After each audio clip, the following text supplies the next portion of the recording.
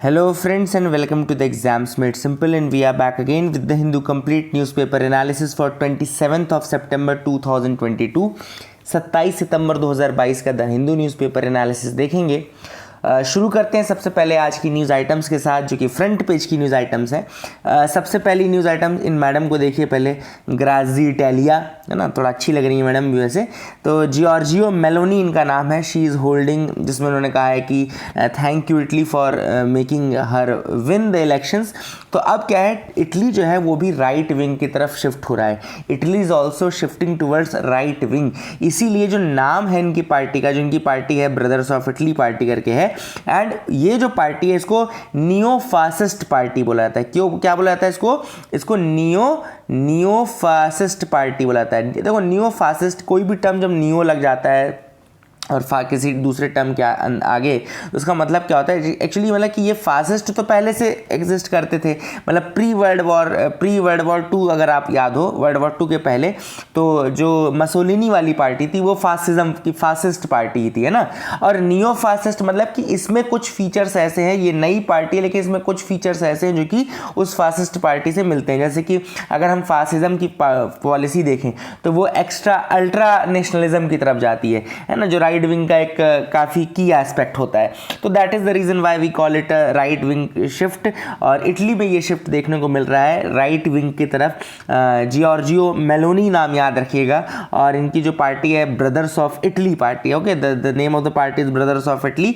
That is the thing which is important. I hope you will remember it. Now यहाँ पे हमको मौका मिलता है कि थोड़ा सा हम इटली का मैप देखें और समझें कि कहाँ कहाँ क्या चीज़ें हैं, क्या उसके फिजिकल फीचर्स हैं। तो इटली का मैप मैं आपको दिखा देता हूँ। तो जैसा कि यहाँ आप देख पा रहे हैं, this is the map of Italy, है ना, विच इज़ देयर, एंड ये मैंने worldatlas.com से लिया है। तो this is the map of the Italy. और यहाँ पर अगर आप देखें, यहाँ पे देखो आपको फ्रांस दिखेगा, this you can see Monaco here. यहाँ पे आपको ऊपर ऑस्ट्रिया भी दिखेगा बॉर्डर में, यहाँ पे स्विट्ज़रलैंड भी दिखेगा बॉर्डर में, यहाँ पे आपको स्लोवेनिया भी दिखेगा हल्का सा बॉर्डर में, है ना। That these are the parts जहाँ से बॉर्डर शेयर कर रहा है इटली अपना, ठीक है ना। अब इंपॉर्टेंट चीज़ यहाँ पे देखो, इटली अगर मैं आपको बताऊँ तो it's a very important country for Europe. Europe के लिए बहुत ज़्यादा इंपॉर्टेंट है, और इसमें बहुत सारे ऐसे फिजिकल फीचर्स है जो हमको देखने पड़ेंगे।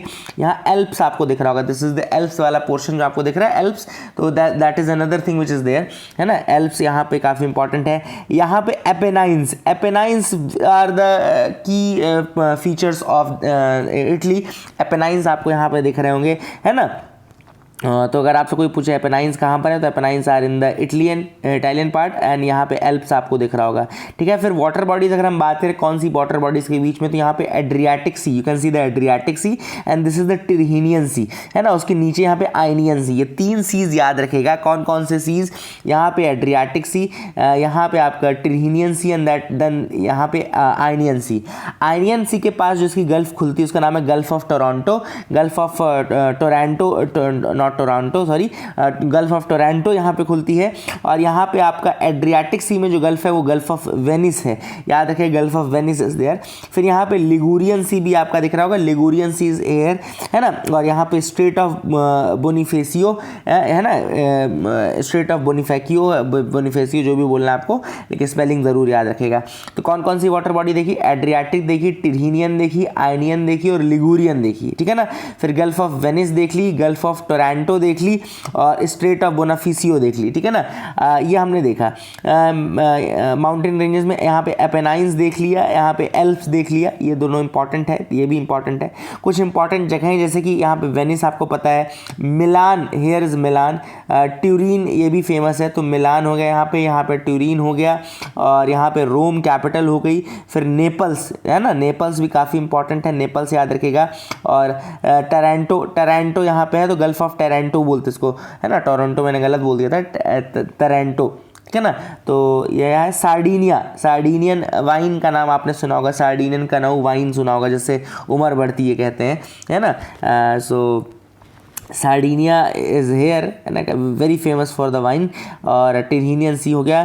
फिर यहाँ पे मेसीना स्ट्रेट है, लास्ट में यहाँ पे देखो मेसीना स्ट्रेट है ना। और यहाँ पे आपको दिख रहा हो, देन यहाँ पे ट्यूरिन हो गया। मॉन्ट ब्लैंक यहाँ पे ऊपर है, यहाँ पे आता है मॉन्ट blank, that is in Italy only, है ना। मॉन्ट ब्लैंक माउंटेन है ना, काफ़ी बड़ा वहाँ का, तो मॉन्ट ब्लैंक यहाँ पे आपको दिख रहा होगा।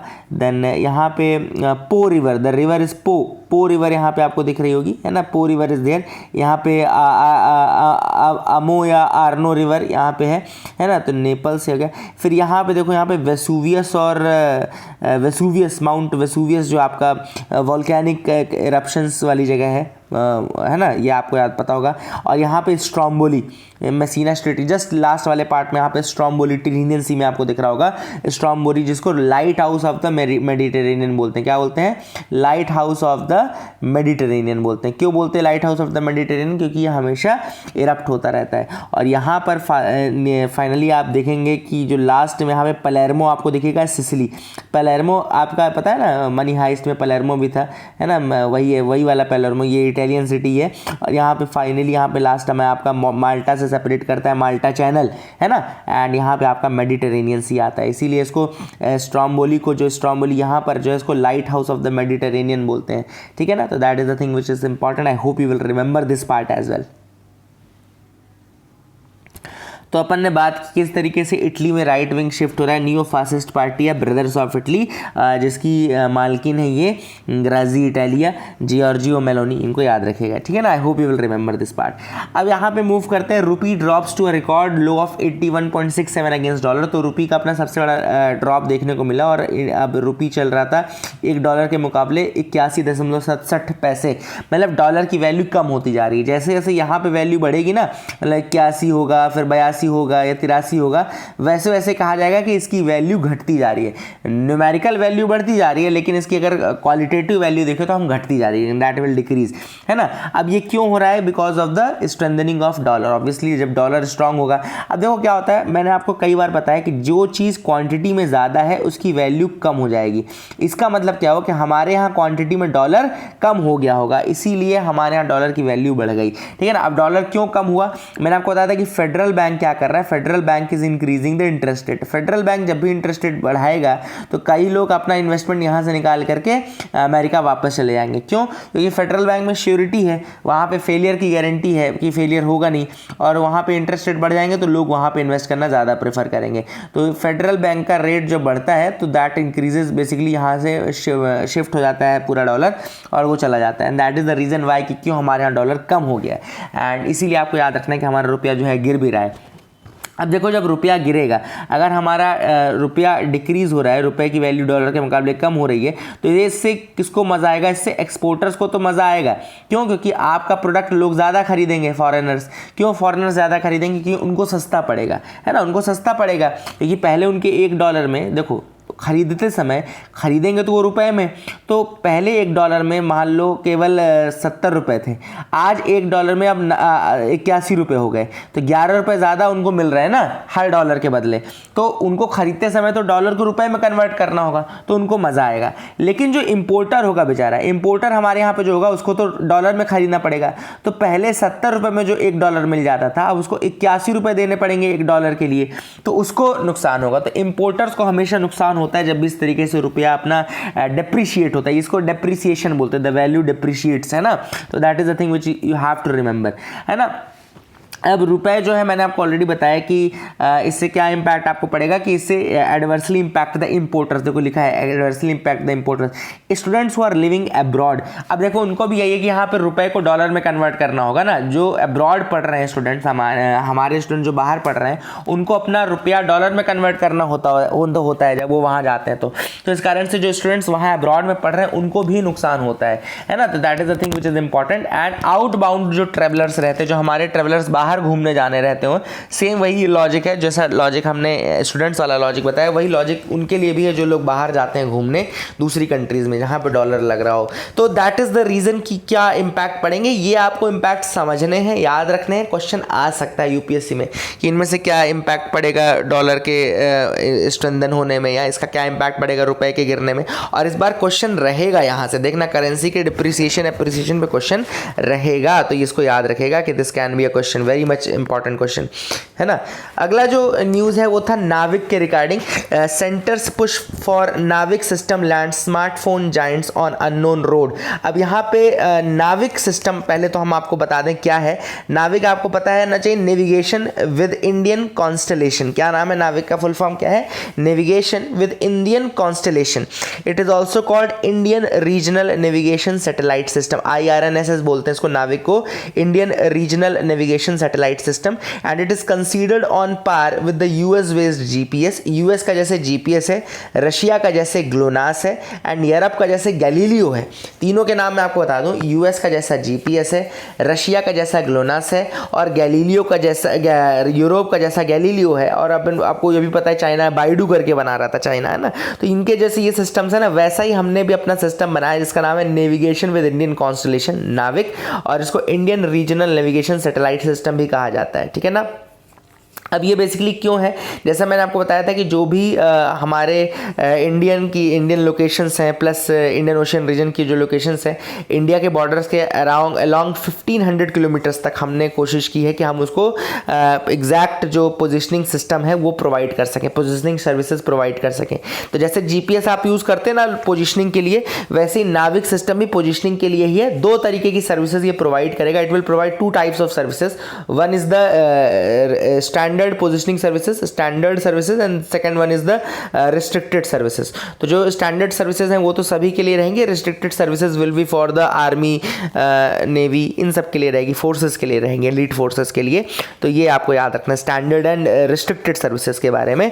और हमारे यहाँ IRNSS इसको कहा जाता है, और इसरो द्वारा ये बनाया गया, तो काफ़ी ज़्यादा इंपॉर्टेंट सिस्टम है जो कि रहेगा। अब देखो इससे हो क्या रहा है, अब देखो हो ये रहा है कि यूनियन गवर्नमेंट चाहता है कि जो टेक जाइंट्स हैं, यानी कि जो टेक्नोलॉजी के जो जाइंट्स हैं, स्मार्टफोन्स हैं, वो अपने डिवाइसेस को कंपैटिबल करें हमारे नाविक सिस्टम के साथ। तो इस कारण से हो क्या रहा है कि एप्पल और ये सब, उनको लग रहा है कि अगर हम इनको GPS सिस्टम को के अलावा अगर हम नाविक सिस्टम इंटीग्रेट करेंगे तो इसमें एक्स्ट्रा कॉस्टिंग पड़ेगी। एक्स्ट्रा कॉस्टिंग क्यों पड़ेगी? क्योंकि ऑब्वियसली इसमें हार्डवेयर की रिक्वायरमेंट होगी, हार्डवेयर चेंजेस की जरूरत पड़ेगी, है ना। तो that is the reason, that is why the industry is in unknown road. यहाँ पे लिखा है ना कि जो स्मार्टफोन जाइंट्स हैं, they are on the unknown road because of this. तो अननोन रोड में इसीलिए है क्योंकि उनको ये समझ में नहीं आ रहा कि ये कैसे प्रोवाइड करें, क्योंकि इसके लिए अलग से हार्डवेयर लगेगा, सॉफ्टवेयर चेंजेस करने पड़ेंगे, and then only it will be able to implement this NavIC system. So that is the big question. देखते हैं कि किस तरीके से टेक जाइंट्स इसको लेते हैं। I hope you will remember that part as well. तो यहाँ पे ये 3 न्यूज़ आइटम फ्रंट पेज की हमने देख ली। अब हम मूव करते हैं क्वेश्चंस ऑफ द डे की तरफ। तो क्वेश्चंस देखते हैं, उसके बाद आपको मैं एक CSAT का क्वेश्चन और दूंगा, तो आप आई होप आंसर करेंगे। सबसे पहला अगर क्वेश्चन देखें तो consider the following statements with respect to Pakke tiger reserve. Pakke tiger reserve के रिगार्डिंग स्टेटमेंट्स है। पहला स्टेटमेंट कह रहा है it is present in Arunachal Pradesh. Second कह रहा है it lies in the eastern Himalayan biodiversity hotspot. Third कह रहा है river Kameng flows to the east of this reserve. तो आपको बताना है कौन कौन से स्टेटमेंट सही हैं, 1 2 2 3 1 3 या 1 2 3। मैं आपको आंसर बताता हूँ, लेकिन आप अपनी तरफ से अटेम्प्ट जरूर करिएगा। The correct answer for this is 1 and 2। तीसरा गलत है क्योंकि रिवर कामेंग ईस्ट में नहीं फ्लो होती, वेस्ट में फ्लो होती है। पक्की रिवर है जो कि ईस्ट में फ्लो होती है। तो that is the thing. Which of the following countries are not the part of Asian palm oil alliance? ठीक है ना, एशियन पाम ऑयल अलायंस का पार्ट इनमें से कौन सी कंट्री नहीं है, आपको बताना है। एशियन पाम ऑयल अलायंस, ठीक है ना। तो यहाँ पे कुछ मतलब कंट्रीज के नाम है, आपको बताना है इनमें से कौन से एशियन पाम ऑयल अलायंस का पार्ट नहीं है। तो यहाँ पे पहला ऑप्शन तो इंडिया ही आपको दिख रहा है, दूसरा पाकिस्तान, तीसरा चाइना, चौथा बांग्लादेश एंड पांचवा भूटान, ठीक है ना। तो which of the following is not the member of Asian palm oil alliance, ठीक है ना। तो I hope you will try to answer this question. The correct answer for this will be 3 and 5। C will be the answer for this, ठीक है ना, याद रखिएगा 3 will be the answer for this. और एशियन पाम ऑयल अलायंस की अगर हम बात करें तो apex edible oil industry association है 5 oil importing countries of Asia, है ना। मेजर जो पाम ऑयल इंपोर्टिंग कंट्रीज हैं एशिया की, उनके साथ ये बनाया गया है। तो मेंबर्स कौन कौन से हैं? India, Pakistan, Sri Lanka, Bangladesh and Nepal. कौन कौन से? India, Pakistan, Sri Lanka, Bangladesh and Nepal. इन सब ने मिलकर के एशियन पाम ऑयल अलायंस बनाया है। और याद रखिएगा एशियन पाम ऑयल अलायंस को इन 5 कंट्रीज ने मिलकर के बनाया। कौन कौन सी countries? India, Pakistan, Sri Lanka, Bangladesh and Nepal, ठीक है ना। एंड इसका अभी रिसेंटली आगरा में सबमिट भी हुआ था। एंड नेक्स्ट मीटिंग जो है वो लगभग इंडोनेशिया में 2023 में होगी। The next meeting will be Indonesia in 2023। तो that is a thing which you should remember. I hope you will remember this as well. और ये पाम ऑयल कंज्यूमिंग कंट्रीज़ के बिजनेस इंटरेस्ट, इकोनॉमिक इंटरेस्ट को protect करने के लिए है, ठीक है ना। तो that is a thing which is important. तीसरी न्यूज़ मैंने पढ़ाया हुआ है आपको, ऑपरेशन मेघ चक्र आपको बताना है कि किस कारण से न्यूज़ में था। तो ऑपरेशन मेघ चक्र के बारे में अगर आप बता सके तो बहुत मेहरबानी होगी। ऑप्शंस आपके सामने है स्क्रीन में, करेक्ट आंसर आपको बताना है। That is a very easy question, मैंने पढ़ाया भी था आपको, कल परसों ही पढ़ाया है। The correct answer for this will be B. The correct answer will be B, है ना। Circulation and sharing of child sexual abuse material के अगेंस्ट है, ठीक है ना। तो I hope you got clarity. आज का सीसैट क्वेश्चन और देखते हैं जिसका आंसर आप ही करेंगे। बड़ा प्यारा क्वेश्चन है, वेन डायग्राम का क्वेश्चन है। विच of the following indicates the best relation between travellers, train and बस। ट्रेवलर, ट्रेन एंड बस के एग्जैक्ट रिलेशनशिप को कौन सा डायग्राम बेस्ट दिखाता है। तो I hope you will be able to answer this question, ठीक है ना। आप इसको आंसर करिएगा। चलिए फिर आगे बढ़ते हैं अपने न्यूज़ एनालिसिस पार्ट में और देखते हैं क्या इंपॉर्टेंट न्यूज़ आर्टिकल्स हैं। फ्रंट पेज की तो न्यूज़ हमने बहुत अच्छे तरीके से देख ली, मैप देख लिया इटली का, और अब हम आगे बढ़ सकते हैं आगे के न्यूज़पेपर्स के लिए, ठीक है ना। यहाँ पे एडिटोरियल पार्ट में देखो, मैं आपको बिल्कुल बता रहा हूँ, मेरे और आपके बीच की बात है, किसी दूसरे चैनल वाले को पता नहीं चलना चाहिए। ये आर्टिकल बिल्कुल मत पढ़ना, बिल्कुल भी मत पढ़ना। अगर आपको टाइम वेस्ट करना है तो बिल्कुल आप पढ़ सकते हैं। पहली चीज़ तो आपको कुछ समझ में नहीं आएगा, दूसरी चीज़ ये बिल्कुल नॉट एट ऑल इंपॉर्टेंट, ठीक है ना। क्योंकि इसमें बिल्कुल कांग्रेस को बहुत अच्छा बताया गया है, बीजेपी को बहुत गंदा बताया गया, मतलब एक तरीके से रूलिंग पार्टी के अगेंस्ट है। ऐसा होना नहीं चाहिए था। पॉलिटिकल आर्टिकल्स हम वैसे भी डिस्कस नहीं करेंगे, तो that is the reason why we are not discussing this. अगला जो आर्टिकल हम डिस्कस करेंगे, होम एंड अब्रॉड, यहाँ पे हम आर्टिकल डिस्कस करेंगे। हालांकि क्योंकि ये इंपॉर्टेंट है, एस जयशंकर जी के ऊपर उन्होंने अभी रिसेंटली जो UNGA में जाकर के कहा है, और इंडिया के जो चैलेंजेस हैं वो सारे चैलेंजेस का डिस्कशन किया गया। तो एक एक करके हम देख लेते हैं।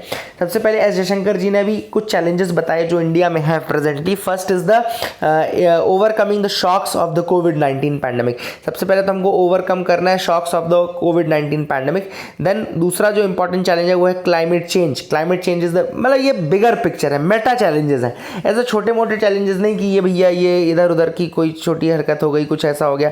Pandemic is one of the challenges, इसके शॉक से बाहर आना, है ना। और हाँ, वॉर, यूक्रेन रशिया वॉर के चैलेंजेस से बाहर आना। देन क्लाइमेट चेंज ऑलरेडी बड़ा चैलेंज है। देन लास्ट है आपका टेररिज्म, है ना। तो these are the 4 major issues जो कि यहाँ पे एस जयशंकर जी ने वहाँ पे बोला है UNGA में कि coming out of the shocks arising from Ukraine Russia war, कोविड-19 pandemic, climate change and terrorism, these are the things, ठीक है ना। इसके बाद एस जयशंकर जी के बारे में उन्होंने कहा कि ही वॉज देयर, एंड वहाँ पे उन्होंने ना ही क्रिटिसाइज़ किया रशिया को, ना ही उसके एक्शंस को सपोर्ट किया। हालांकि उनका जो स्टैंड था बहुत ही अच्छा स्टैंड था। ये मैं आप लोग को इसलिए बता रहा हूँ क्योंकि कई बार इंटरव्यू में आप लोग ऐसी गलती कर सकते हैं कि किसी एक स्टैंड को बहुत ही गलत बता दें। मतलब your views should not reflect कि आप किसी एक पर्टिकुलर को बहुत ज़्यादा सपोर्ट कर रहे हैं, किसी एक आइडियोलॉजी के बहुत ज़्यादा क्लोज हैं। तो you should be always balanced in your answer, है ना, चाहे वो लिखते समय हो चाहे वो बोलते समय हो। तो जैसे कि आप यहाँ पे देखेंगे कि यहाँ पे कितना उन्होंने अच्छा आंसर दिया कि दे आर नॉट सेइंग कि दे आर क्रिटिसाइजिंग रशिया और they are condoning the actions, they are saying what कि we are on the side of peace, India stands on the side of peace, we respect the UN charter and want every country to follow the UN charter, we want every dispute to be resolved using dialogue and diplomacy, है ना। देख रहे हो कि we are on the side of peace, we want everyone to follow the UN charter, we also follow that, and we want the disputes to be solved using dialogue and diplomacy, ठीक है ना। क्योंकि अगर आप इस तरह से नहीं करोगे तो it will lead to the escalating cost of food, fuel and fertilisers. जैसे कि हमको देखना पड़ा इस बार कि फूड, फ्यूल एंड फर्टिलाइजर, चूँकि सप्लाई चेन्स जो थी वो डिसरप्ट हो गई थी, इसलिए फूड, फ्यूल एंड फर्टिलाइजर्स की कॉस्ट काफ़ी ज़्यादा बढ़ गई। इसके अलावा एस जयशंकर जी ने बात की है न्यू इंडिया की। In the 75th independence day they talked about the new India which is there, and making India developed country by 2047 2047. He reiterated the vision of Prime Minister to make India a developed country by 2047. 2047 तक India को developed country बनाना है. इसके अलावा he also said that India is ready to take the enhanced responsibilities at the global body, जहाँ पे उन्होंने UN में reforms की बात की है ना. G4 का नाम तो आपको पता ही होगा कि ऑलरेडी यूएनएससी में रिफॉर्म्स करने की बात करता है. तो यूएन में रिफॉर्म्स करने की बात एस जयशंकर जी ने भी की और उन्होंने कहा कि India is ready to take the enhanced responsibilities. तो अगर आप हमको परमानेंट मेंबर बनाते हो, वीटो पावर देते हो, तो उसके लिए भी हम तैयार हैं. That is the thing which S Jaishankar ji said है ना. एंड नेक्स्ट टाइम जो इंडिया जो है वो होस्ट करने वाला है G20 समिट होस्ट करने वाला है एंड SCO समिट भी होस्ट करने वाला है. So there the responsibility and role of India will enhance. India will act as a bridge between the nations which are polarised by bitter divides. यहाँ पे S Jaishankar ji ने कहा है India will act as a bridge to bridge between those nations which are divided by bitter divides and which are polarized है ना. and it is the goal which New Delhi can obtain. अगर बहुत अच्छे से उन्होंने काम किया तो definitely G20 and जो SCO summit है they will be a success in India, and let's see how India takes on that responsibility and that challenge. So I hope you got clarity regarding that. दूसरा जो article हम देखेंगे वो है pitching India as a signature destination. तो सबसे पहली बात याद रखिएगा आपको कि अभी रिसेंटली जो आपके धर्मशाला है, धर्मशाला या धौलाधार रेंजेस में लाई करता है ना, मिडिल हिमालयाज का पार्ट है. तो जो आपका यहाँ पे एक धर्मशाला में सबमिट हुआ जहाँ पे टूरिज़्म के रिलेटेड स्टेट टूरिज़्म मिनिस्टर्स ने सबमिट किया और किस तरीके से इंडिया को टूरिस्ट डेस्टिनेशन में कन्वर्ट करना है उसके बारे में ब्रेनस्टॉर्मिंग हुई. तो याद रखिएगा इसके लिए जो वहाँ पे निकला नतीजा वो था धर्मशाला डिक्लेरेशन. तो सबसे पहली बात अगर आपसे कोई पूछेगा कि धर्मशाला डिक्लेरेशन रिसेंटली न्यूज़ में था तो किससे रिलेटेड है, this is related to the tourism है ना. तो याद रखिएगा Dharamshala declaration related to the tourism recently अभी जो हुआ है, ठीक है ना. अब यहाँ पर बात चल रही थी कि किस तरीके से इंडिया को टूरिस्ट डेस्टिनेशन में कन्वर्ट किया जाए. अब 27 सितंबर है आज वर्ल्ड टूरिज्म डे. याद रखिएगा this is 27 September, this is the world tourism day. And यहाँ पे धर्मशाला डिक्लेरेशन के कुछ जो पॉइंट्स हैं वो जो टूरिज्म मिनिस्टर हैं उन्होंने बताए हैं, तो देखिए करके हम देख लेते हैं. तो धर्मशाला डिक्लेरेशन में सबसे पहले India aims to the Dharamshala declaration aims to recognise India for the tourism and wants to increase the contribution of tourism sector in the overall economy of India. तो टूरिज्म को इम्प्रूव करना है, डोमेस्टिक टूरिज्म को improve करना है और domestic tourist locations को improve करना है, वहाँ पे नंबर ऑफ फुटफॉल बढ़ाना है और इंडिया में जो कंट्रीब्यूशन है सेक्टर का, टूरिज्म सेक्टर का, उसको इंक्रीज़ करना है, ठीक है ना. ये एक इंपॉर्टेंट चीज़ जो यहाँ पे धर्मशाला डिक्लेरेशन की है. In the declaration the tourism ministry has come up with a strategy and action plan to encourage more Indians to travel domestically. तो डोमेस्टिकली ज़्यादा इंडियंस ट्रेवल करें, इसके लिए टूरिज्म मिनिस्ट्री ने कुछ स्ट्रैटेजीज निकाली हैं जो कि धर्मशाला डिक्लेरेशन में आई है, ठीक है ना. जैसे कि एक भारत श्रेष्ठ भारत के अंतर्गत आपको पता होगा कि इंडिया की ही ब्यूटी को सिग्निफाई किया जाता है, बताया जाता है.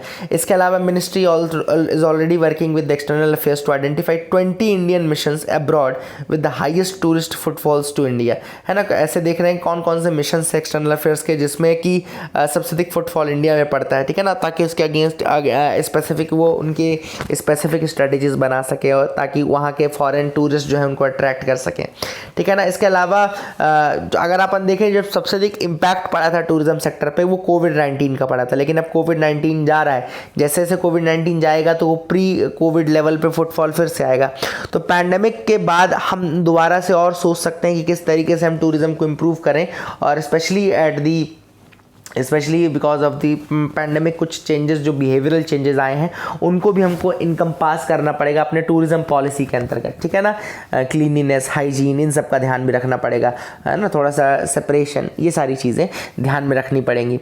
अब ऑथर ने यहाँ पे और चीज़ बताई कि जैसे हमारी जो नई टूरिज्म पॉलिसी है, ड्राफ्ट नेशनल टूरिज्म पॉलिसी 2022, याद रखिएगा draft national tourism policy 2022 which aims at improving the framework condition for tourism development in the country. तो ये एम करता है for the framework conditions of for tourism development in the country and it is supporting tourism industries, strengthening tourism support functions and developing tourism सब sectors. तो हम क्या क्या try कर रहे हैं इस पॉलिसी धर्मशाला डिक्लेरेशन के अंदर बोल रहे हैं कि एक तो हम ड्राफ्ट टूरिज्म पॉलिसी लाने वाले हैं 2022 में. इसके अलावा ऐसी कंडीशन पॉलिटिशियंस जो कि टूरिज्म के डेवलपमेंट को करें, सपोर्ट करें टूरिज्म की इंडस्ट्रीज़ को, स्ट्रेंथन करें टूरिज्म के सपोर्ट फंक्शंस को एंड डेवलप करें टूरिज्म सब सेक्टर्स को, ठीक है ना, दैट इज़ द थिंग। इसके अलावा टूरिज्म किस तरीके का होना चाहिए, तो ऑब्वियसली यहाँ पे जो बात ऑथर ने की कहा कि टूरिज्म ऐसा होना चाहिए जो आपका सस्टेनेबल टूरिज्म हो, tourism should be sustainable tourism, या फिर जो सस्टेनेबल डेवलपमेंट गोल्स को भी फुलफिल करे। दूसरा ग्रीन टूरिज्म, इसको ग्रीन टूरिज्म भी बोलते हैं, जो कि आपका इन्वायरमेंट को ध्यान में रखते हुए जब टूरिज्म किया जाता है तो उसको ग्रीन टूरिज्म में सस्टेनेबल टूरिज्म कहा जाता है, ठीक है ना, that is the thing which is important. And it is also national tourism policy में एक चीज़ और ध्यान रखी गई है कि it also aims to give impetus to digitalisation को, इनोवेशन को, टेक्नोलॉजी को through national digital tourism mission.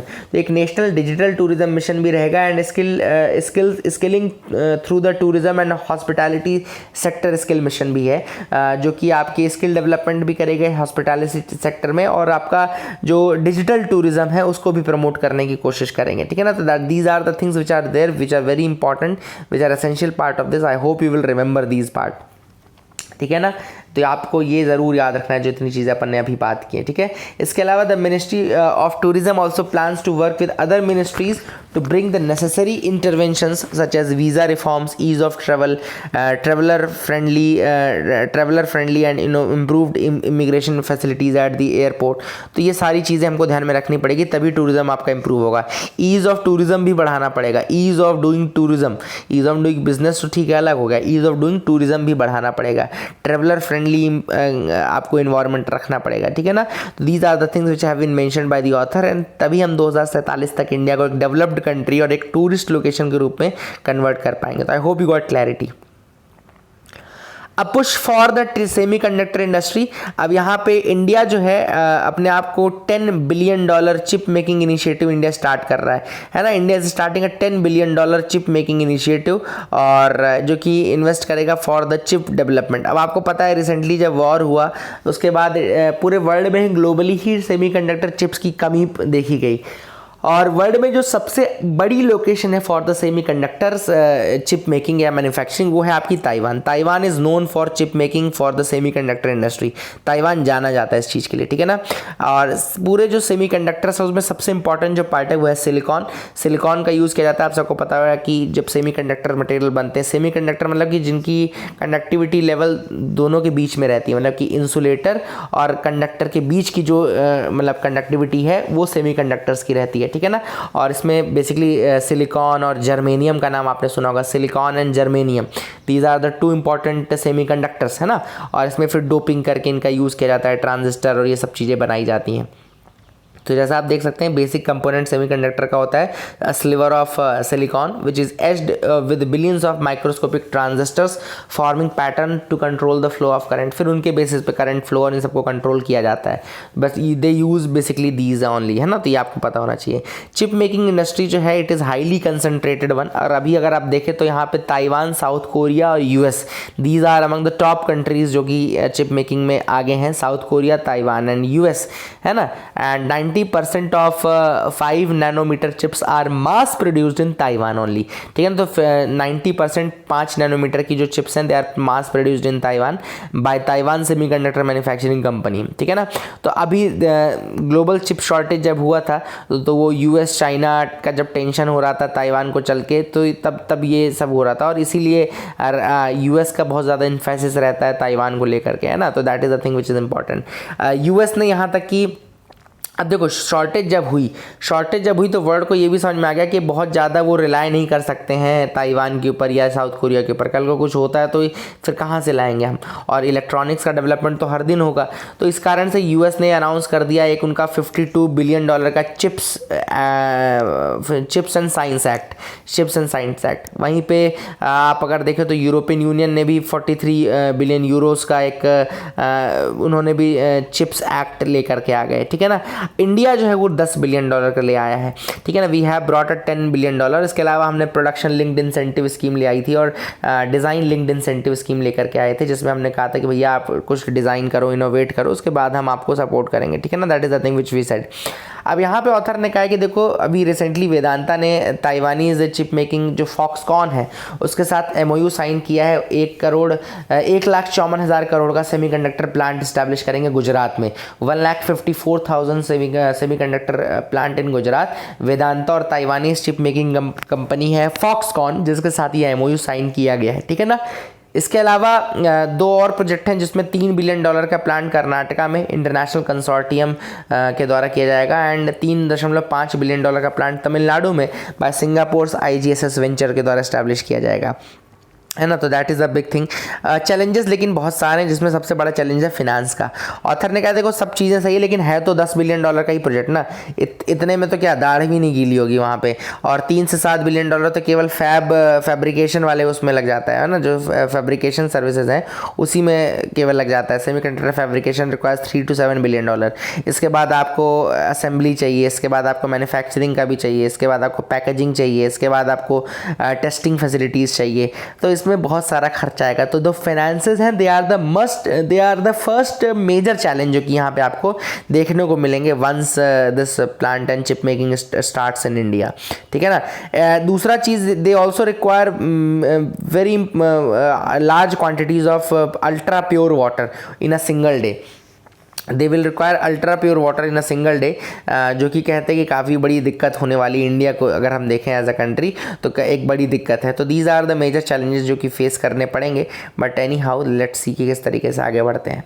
Landslides at Pettimudi, social inequalities in disasters. तो यहाँ पे लिखा गया कि डिजास्टर्स का कितना ज़्यादा इम्पैक्ट पड़ता है ऐसे कैटेगरीज लोगों के ऊपर जो कि थोड़ा इनइक्वालिटी का शिकार है या डिस्क्रिमिनेटेड है, थोड़ा डाउन ट्रॉडन है, उनका ज़्यादा इम्पैक्ट उनके ऊपर पड़ता है। और यहाँ पे जो केस स्टडी के रूप में केस स्टडी डाली वो पेट्टीमुडी लैंडस्लाइड है। तो मैं बस आपको ये केस स्टडी बता दूं, वो आप याद रखिएगा। पेट्टीमुडी लैंडस्लाइड जो कि कहाँ पे हुआ था, केरला में हुआ था। पेट्टीमुडी लैंडस्लाइड केरला में। एंड ये बताता है कि किस तरीके से जो सबसे ज़्यादा हिट होते हैं वल्नरेबल लोग होते हैं, जो कि हमेशा विमेन, चिल्ड्रन या फिर डिप्रेस्ड क्लासेस हो गई, ये लोग ज़्यादा इम्पैक्ट पड़ते हैं।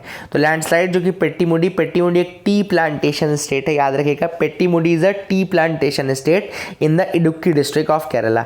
इडुक्की डिस्ट्रिक्ट केरला में यहाँ पे टी प्लांटेशन स्टेट है, इडुक्की डिस्ट्रिक्ट केरला में। एंड याद रखिएगा पेट्टीमुडी इसका नाम है। And that is the thing which is important.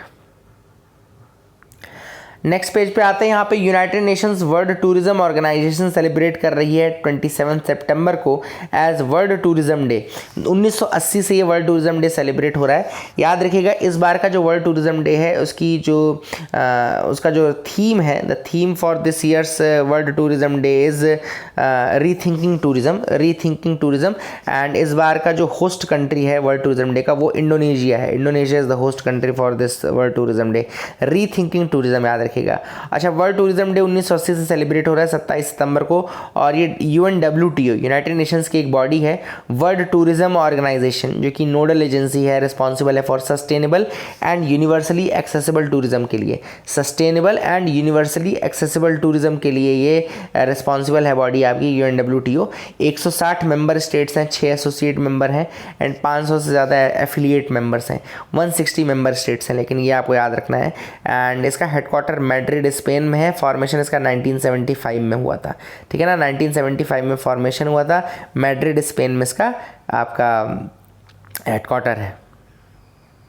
अब द हिंदू का वर्ड ऑफ द डे देख लेते हैं। Super relative, the highest level of degree attainable and exaggerated expression, मतलब जो हाईएस्ट अटेन किया जा सकता है वो सुपर रिलेटिव कहलाता है। सिनोनिम्स इसके हैं पीक, एलिवेशन, पिनेकल या समिट। यूसेज के रूप में एक स्टेटमेंट देखो लिखा हुआ है, the class decided to recognise their peers superlative talent and efforts, the critics lavish superlative sonnet. दूसरा स्टेटमेंट है, ठीक है ना। तो ये कुछ इंपॉर्टेंट था वर्ड ऑफ द डे, वो भी आपको बता दिया। OBCs not on central list can apply under EWS for union government post. तो DOPT यानी कि डिपार्टमेंट ऑफ पर्सनल ट्रेनिंग ने ये कहा है कि ऐसे OBCs जो कि सेंट्रल की लिस्ट में रिकॉग्नाइज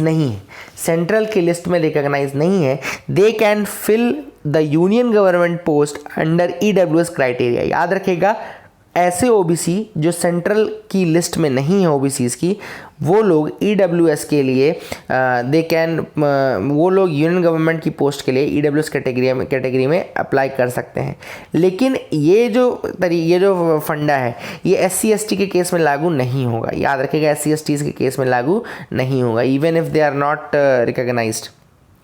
ठीक है ना, देखो यहाँ पे लिखा हुआ है कि the members of scheduled caste and scheduled tribe will not be eligible to apply for state government position, central government position, irrespective of where they reside, even if the state of residence does not recognize their community as an SC or ST.